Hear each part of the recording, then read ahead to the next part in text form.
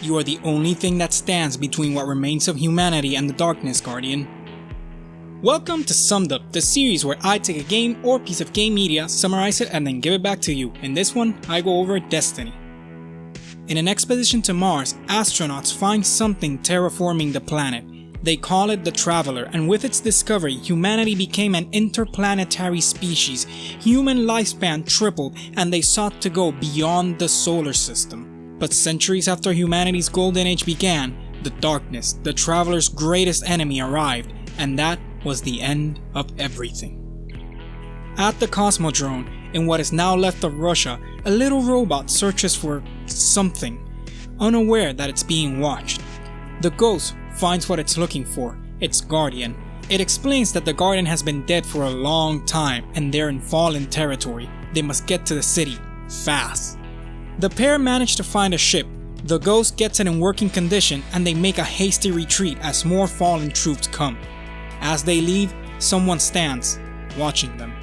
Once at the city, they arrive at the tower, where the Guardians live. After talking to Zavala, the Titan member of the Guardian Council, the Guardian is told to go find a warp drive for his new ship. The city needs their forces out in the system in order to stop the darkness, and the ship won't break orbit without a warp drive. They find the location of a warp drive in the Cosmodrome, but it's in fallen hands. With them defeated, they can now travel through the system. The Guardian is sent to investigate fallen strongholds in the Cosmodrome. In one, they find that the Fallen were keeping Hive forces that had arrived on Earth locked inside. In the next one, they find the Fallen attempting to access some machines, but something within them fighting back. While hacking the machine, the Ghost learns that the thing fighting back is a Russian war mine, an AI created to defend Earth, Rasputin. Back at the city, the Speaker, the one who speaks for the now catatonic Traveler, explains that in its last dying breath, the Traveler created the Ghost, machines with the purpose of seeking out the ones that could wield the Traveler's light as a weapon and protect humanity, Guardians, and adds that if the Guardian wishes to help, he must join the other Guardians that fight on Earth and beyond and push back the darkness. Next, the pair is sent to reactivate a communications array on Earth. If it works, it'll reconnect the Earth to the colonies on the other planets. Once at the control room, the Ghost gets to work with the codes that they were given, and it starts working, but Hive forces assault them, and so the Guardian must secure the area. With that done, it turns out that the array is under the control of Rasputin, and the war mine is now connected to the entire solar system. After, the Guardian is sent by Zavala to hunt down and destroy Sepex Prime, a would-be machine god revered by the Fallen, and with it destroyed, that's one less threat to the city. Now the pair is sent to the moon to look for a Guardian that was searching for an entrance into a Hive fortress but had gone dark. They find the Temple of Crota and the corpse of the missing Guardian, his ghost nowhere to be found. Upon hearing something, the Guardian turns around and sees the woman from before, standing there, staring. The Guardian turns around when he hears something again and the gate starts lighting up. When he turns back around, the woman is gone. The Ghost and the Guardian begin walking back as the gate starts to open. With the Hive forces defeated, the pair find the dead Guardian's ghost inside the temple. Upon reading its memories, the Ghost learns that the Hive are raising an army on the moon, preparing for war. Once more, the Guardian is sent to the moon, this time to find the world's grave, a library of Hive knowledge. After hacking into it, the Ghost learns that the Hive have seen thousands of worlds fall and have been seeding the Earth for centuries, waiting for their gods to return. They report to the Speaker and he sends the pair to the moon to find a chamber where a ritual that is hurting the Traveler is taking place. While on their way to where the chamber is, they receive a transmission. The woman on it tells the Guardian that she knows what they're up to, and that if they live, they should go find her. Hangs up and leaves them with some coordinates to a place on Venus. They find the chamber, clear it out, and learn that the ritual was that the Hive had attained a shard of the Traveler. They were consuming its light and bathing it in darkness.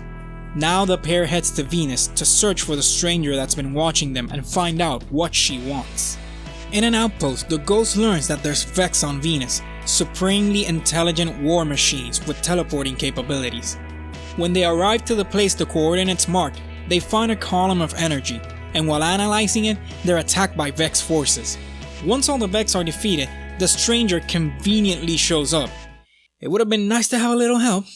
She speaks of the Black Garden, the birthplace of the Vex. According to her, if it is destroyed, the traveler will begin to heal. To find the Black Garden, they must go speak with the Awoken. After a warm welcome by the Awoken, state your business or be shot down, getting escorted by armed guards, the usual.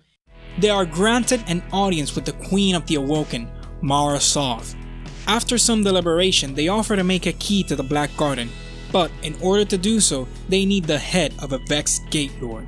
First things first, find out how to find a Gate Lord. The Ghost learns that the Vex are part of a giant network that covers the mantle of Venus. All he needs to do is hack it and draw a Gate Lord out. Easy peasy. After summoning and killing said Gate Lord, it's back to the Awoken, with the head in tow. The Queen's brother, Uldren Sov, rips out the Gate Lord's eye and it dies in a few seconds. The brother pokes fun at the wasted journey, yet the Queen decides to gift the eye to the Guardian. Uldren gives him the coordinates to the entrance into the Black Garden. And so they head to Mars. The entrance is in the lost city of Freehold, which is currently occupied by Cabal forces. They find the gate, but have no idea how to open it. Since the Cabal are the ones occupying the area, the couple infiltrate one of their bases and find out what they know. Which, as it turns out, they know a lot, but they understand nothing. Very helpful. After taking the information back to Ikora, the warlock member of the Council of Guardians, she tells the Guardians that her spies found out that they need to power up the eye with the energies from a Vex Spire on Mars. If they do so, they'll be able to open the gate to the Black Garden. The spire is deep within a Cabal camp, because of course it is. After locating the spire and clearing out an entire Cabal camp, the Ghost activates the spire, and with its energies, they charge up the eye of the Gate Lord. Now they have a key to the Black Garden. Back on Mars, they go to where the gate was and walk through. Once in the Black Garden, the Ghost points out that they don't seem to be in any known location in space-time. After fighting through dozens of Vex forces, which, in their defense, not that I should be defending the Vex, but still, it is their home turf, so the Guardian and the Ghost are an invading force, even if the Vex were planning to kill the Traveler and eradicate all humankind. They make it to a door. Behind it lies the heart of the Black Garden. They find a group of Vex praying to what seems to be a Vex god. Time for some deicide. With that done, the darkness at the heart of the Black Garden is lifted, and the Traveler is safe. Ish. For the time being. Eris Morn, an ex-hunter that was stripped of her life by Crota, the Hive Prince, and now harnesses Hive magic instead, contacts the Guardian and requests that they go find the Sword of Crota, which the Council believes to be destroyed, but she knows better. After finding the sword and using it to kill the Swarm Princess, its protectors, irony, it disintegrates, finally truly destroyed. Now Eris wants the Guardian to kill Sardon, the Fist of Crota, who is working hard to revive his master. After going back to Eris, she sends the pair to hunt down Omnigul, the Hive Witch, who is trying to gain access to and take over Rasputin. The witch escapes, but Rasputin is safe. Next, Eris tells the Guardian to go back to the Temple on the Moon to stop a ritual that will revive Crota and destroy the vessel that ties him to our world. Deep within the temple, the Guardian finds the ritual ground where Hive witches are attempting to revive their fallen prince. The Guardian fights the Hive forces and destroys the crystal that houses Crota's soul, stopping the resurrection. Lastly, Eris sends the Guardian to hunt down and kill Omnigul in order to make sure that there's no chance of Crota ever returning. Now, the Reef, the Awoken's domain, calls the Guardian for help, but first, they must prove themselves and are sent by Petra Venj, an ex-corsair and servant to the Queen, to hunt down Draxus, the Kell of the fallen House of Winter. Having proven themselves, Petra reveals the real mission. The Awoken had subdued the House of Wolves, but now they're off their leash, and their Kell, Skolas, escaped the prison of Elders. With the help of the Guardian, the Awoken intend to rein the wolves in once again. The first step to doing this is stopping Skolas from strengthening his army. The Kell is on his way to kill what remains of the House of Winter leadership and take control of their troops. On the mission, the Guardian comes across Skolas, who, before turning tail and running, proclaims to be the Kell of Kells, a fallen prophet.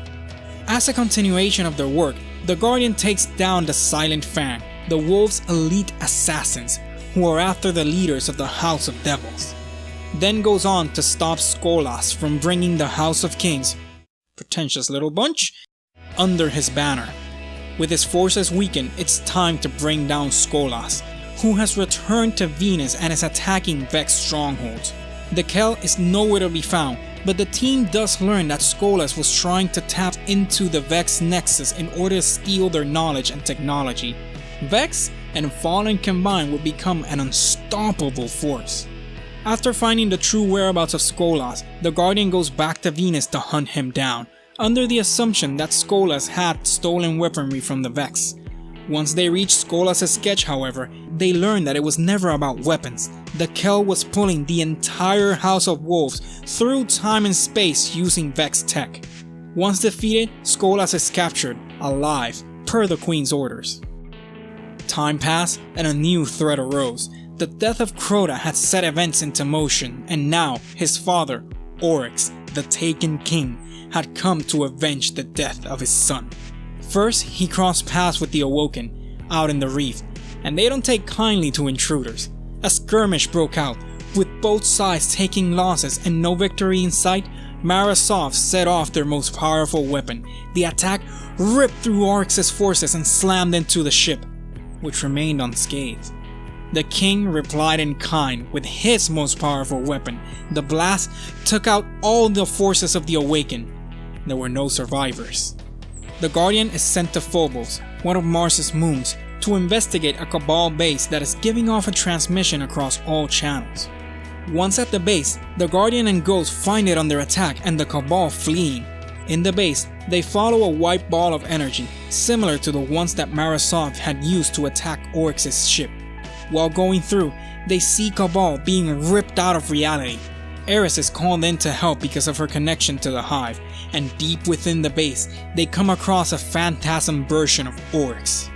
Once his forces are defeated, Eris explains that he was the one that transformed the Cabal, while Zavala yells at the Guardian to abandon the mission and return to Earth. Back on Phobos, a version of Oryx admires his new Cabal forces, and back on his ship, the Dreadnought, he states that he will take them all. On Earth, the Council argues over what to do about this new threat when Eris interrupts them. She explains that the Dark Cabal are taken. Oryx takes his enemies and subjects their minds to his will. While Ikora and Zavala try to figure out a course of action, Kate Six, the Hunter member of the Council, leaves, saying that he has to go check on a ship.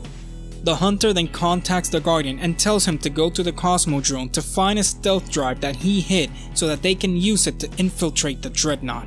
At the Cosmodrome, they quickly learn that the Taken have already begun invading Earth. At the area where the stealth drive is hidden, they're attacked by an apparition of Oryx, stating that he will have his revenge. Once they find the stealth drive, they send it to Cade, who's going to get it installed on a ship. At the tower, Amanda Holiday is getting the stealth drive installed on Eris Morn's ship. Cade shows up to see the progress and reveals that the plan is to infiltrate the Dreadnought using a ship with the stealth drive, take out its weapons, create a transport zone, and send in the cavalry. All of this won't be done by Cade himself, obviously, but by the Guardian. Clearly. Everything's going smoothly until the stealth drive fails and they get spotted and attacked. Thankfully, the Ghost manages to do a short-range teleport into the Dreadnought, but now they're stuck there with no ship and no way to get reinforcements. It's do or die. Literally. Once the ship's super weapon is down, it's time to secure a landing zone. When they're going to do it, they find a crashed Cabal ship inside the Dreadnought. With the Cabal out of the picture and the transmat zone secure, the Ghosts can call in their ship and they can head home. Since the Cabal managed to infiltrate, more like crash land in, the Dreadnought, Zavala tells the Guardian to assault their ship and get any and all information that they have on Oryx. Inside, they learn that Oryx is hiding in the center of the Dreadnought, and that's only reachable by a portal they call the Rupture, and the Cabal are headed to one. Zavala suggests that the Guardian gets there first. They find the Rupture and it opens, but when they try to pass through, they're bounced back. Eris explains that the rupture can only be opened by Ascendant Hive. When the ghosts ask how they're supposed to use it, Eris says that they must become Ascendant themselves. According to Eris, the first thing to do is find the crystal that held Crota's soul. Then, since the crystal is empty, Eris says that it needs to be bathed in Crota's essence. Whatever that means. To do that, Kate sends the Guardians to steal stealth code protocols from Rasputin so they can give the Guardian better cloaking. Then it's on to Crota's more or less funeral to put some of his soul into the crystal. With that done, it's time for regicide. On the way, the same blue light from the first time they arrived at the Dreadnought serves as a guide. Deep within the ship, in the Ascendant Hive realm, the Guardian reaches Oryx and fights it out with him. A defeated Oryx escapes, wounded but alive. However, he is found somewhere else in the Dreadnought later and killed. Eris goes back to the Dreadnought, to the place of Oryx's defeat. She says that her queen, referring to Mara Sov, was right, that the Guardian was the one that would defeat Oryx. She adds that she has accepted her fate and will not fail. All the while, she takes a crystal from Oryx's blade as it crumbles away. Time passes and the ghost informs the Guardians that the House of Devils has returned and they've been digging into old human research labs. Then, the Devils move back into the Cosmodromes and set themselves up in an area that had been abandoned for centuries. Stranger still, Lord Saladin has left his post at the tower's Iron Banner to take care of the situation personally, and asked the Guardian to protect an abandoned observatory up in the mountains of Fellwinter Peak because the Fallen are on their way to it, and Saladin and his forces won't make it in time. On their way to the observatory, they come across Sepix Prime again. Somehow it's been resurrected by the Fallen and it's regenerating. Upon hearing this, Saladin desperately orders the Guardians to kill Sepix. The Guardian defeats Sepix, and Lord Saladin shows up soon after and congratulates the Guardian for a job well done. His true goal having been to protect the Iron Temple atop the mountain. When suddenly Sepix rises again, only to be seen and then escape. Shiro 4 informs Saladin that the Fallen are attacking the wall, to which the Iron Lord replies that they must be attacking the sensor grid because they know where Siva is. He then tells the Guardian to go hunt down Sepix because if it escapes, the Fallen won't be their only problem. On their way to finding it, they come across some red vines, similar to what was surrounding Sepix. Saladin explains that is Siva, and it should, in theory, have the ability to create everything a civilization needs. The pair finds the sensor grid, and when the ghost checks on it, there's not enough of it left to fix. Fallen start pouring in, but these ones are augmented, similar to Sepix Prime. After they defeat the Fallen and extract what was possible from the sensor logs, Shiro congratulates the Guardian and says that they still have to take care of Sepix. But Saladin interjects, saying that it's no longer necessary, and he knows the Fallen have restarted production of Siva. Shiro informs the Guardians that the log they took show Fallen invading the Plague Lands. They have reinforcements coming in, but they need someone to guide them. Nudge nudge, wink wink, I really wish he'd just say it, you know? On the way there, Shiro and Saladin argue over the comms. Saladin says that they have to go find where the Siva is produced and cut it off at the source, while Shiro says that they should focus on what they know and take care of the Fallen anti-aircraft weapons instead.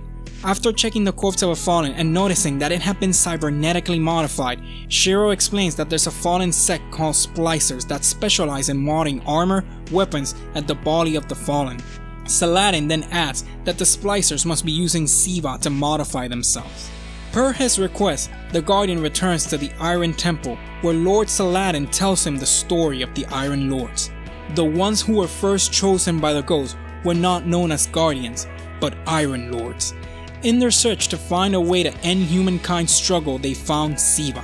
When they went to find the source of Siva, Rasputin fought them, and only 9 out of 100 Iron Lords made it. Then, Siva attacked them. It took over their weapons and armor and used them as puppets against one another. Yolder, an Iron Lord and old friend of Saladin, managed to seal the chamber with the corrupted Iron Lords and the Siva inside, and detonated it. The Guardian heads to Mars, to a lab in Cabal territory where there may be some Siva prototypes which would explain how the Fallen learned about it. With the information found there, Shiro figures out how to disrupt the Fallen's hold on Siva. Armed with a plan, the Guardian heads into the replication chamber to stop the flow of Siva once and for all. Yolder's explosion didn't destroy the replicator, only damaged it. Now, it's time to finish the job. Inside the chamber, they get attacked by the corpses of the Iron Lords, the Siva controlling the armor, using it to protect itself. With the puppets defeated, they activate the self-destruct sequence and, basically, the 4th of July begins with them inside the chamber. Back at the Iron Temple, Lord Saladin thanks them for finishing what the Iron Lords could not, and gives the Guardian a blade only wielded by Iron Lords, officially making them the first member in a new line of Iron Lords. Click that like button if you liked the video, subscribe if you really liked it, follow me on Twitter for updates, the link is in the description. As always, I'm Felix, and I'll see y'all next time.